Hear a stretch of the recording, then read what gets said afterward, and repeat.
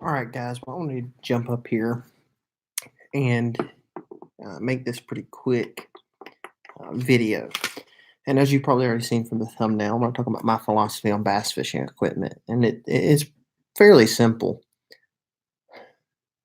When we look at YouTube currently, one of the things that you're noticing is a lot of YouTubers are running the best of the best, and a lot of them have sponsors, and that is a absolutely phenomenal thing. However, for the average Joe, like me and probably like you, we have to focus our expenses into certain areas. And so, kind of what I want to do is give you my philosophy and then give you areas of focus for your expenditures in relation to fishing. So, the first question is this: if you're, of course, if you can afford it, buy the new boat. However, if you're like me and you're fishing on a budget, this is my philosophy. I would rather have an older boat with nicer equipment on the boat. The truth is, if you've got a $70,000 bass boat and a $10,000 bass boat, both are going to get you onto the water. But what is going to help you find more fish? The truth is, the equipment on the boat is going to help you to be a more effective and efficient angler. So, for example, I'm running a 2001 boat. However, I've got newer equipment on the boat. So, for example, I'm running 4 graphs and an Ultrex.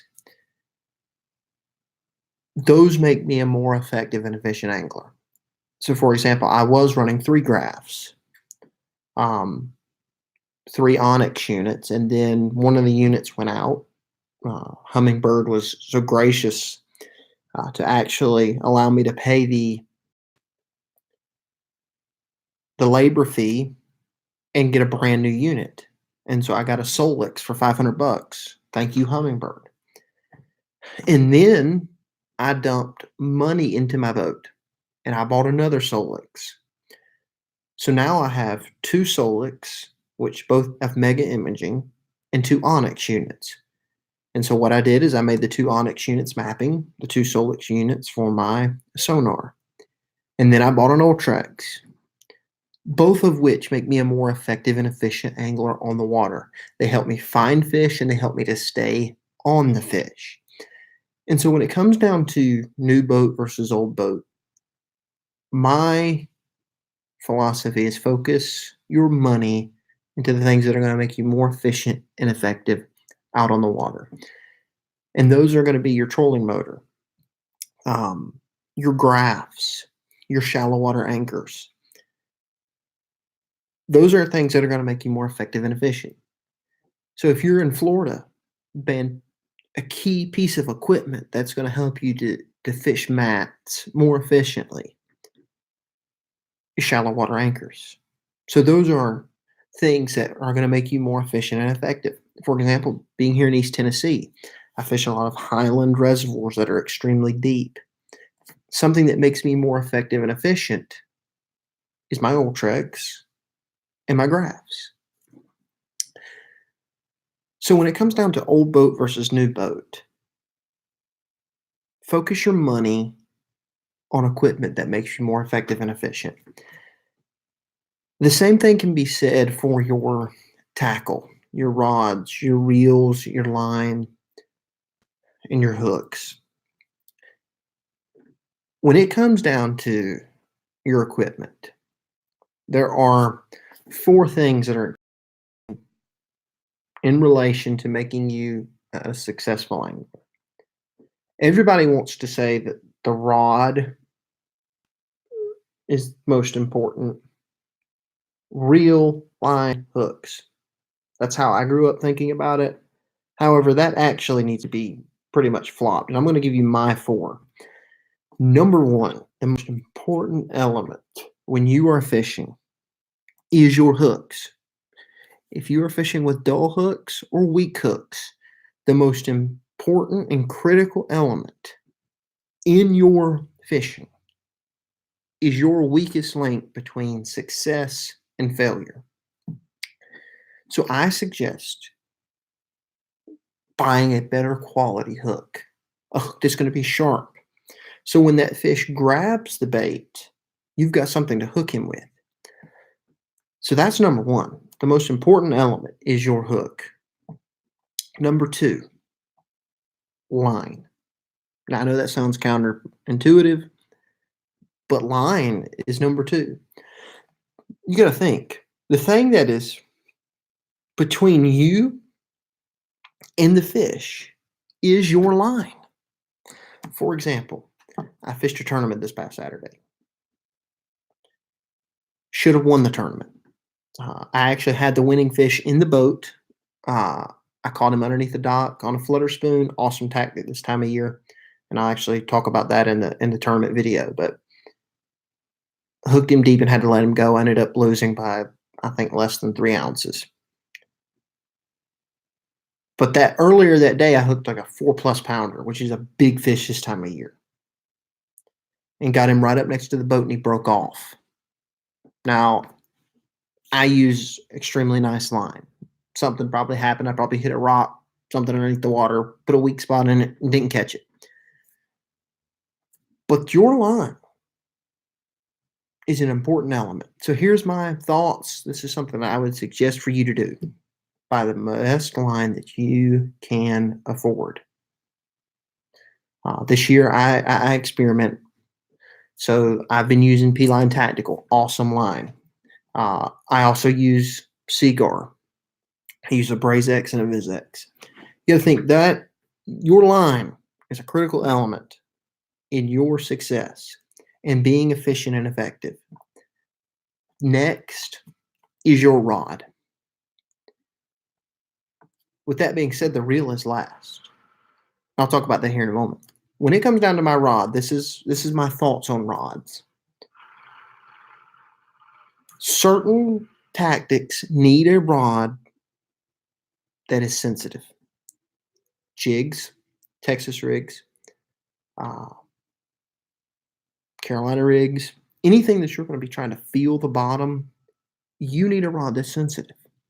So if I was to go through my rod box, you would notice that my higher end rods are always the rods that I use to feel the bottom. So, because I build my rods, if I'm building a rod for a tactic that does not require feeling the bottom, I do not spend as much on that rod, on that blank. So, for example, my spinnerbait rod, $30 blank. My flutter spoon rod, $30 blank. My crankbait rods, one's a $60 blank, another one's a $60 blank, and one was a $90 blank. That's kind of an expensive blank, but it was an 8-foot blank. And when you get up into the 8-foot rods, they're all expensive. But the truth is, you do not need a $250 rod to throw a crankbait. Buy a cheaper rod. The most important aspect about a crankbait rod is something that's a moderate action that allows you to keep that fish pegged. So when your rods, if you're bouncing the bottom, buy the best rod that you can afford. And if you are using crankbaits, jerkbaits, topwaters, spinnerbaits, chatterbaits, lipless, buy a less expensive rod, because those tactics, those forms of fishing do not require that super expensive rod to be able to transmit the shell beds, the rocks, the stumps, the sand, the grass. You're reeling the bait. And when the fish hits it, guess what? You're going to know it. Reels are last. Do I have high quality reels and high dollar reels? I do. I have some Daiwa Steezes. I have some Shimano Corrado reels. I have some high dollar Lew's reels. However, the vast majority of my reels are under the $200 mark. And to be honest, a lot of them are under $120. My two favorite reels, my two favorites, Revo SX and the Revo X's. One's $100 and one's $140 to $150, depending on where you buy it. So if you're on a budget, invest your money into your hooks, your line, your rods, and buy the best reel. But make sure that your reel is going to do what you need it to do. So, for example, if you're flipping, you want a reel with a better drag system. So make sure you invest that money into that area. But in the realm of importance, your reel should be last, because at the end of the day, your hooks are most important, your line is next, your rod. So when it comes to my philosophy and areas that I invest my money into, this year I have focused hooks, line, rods.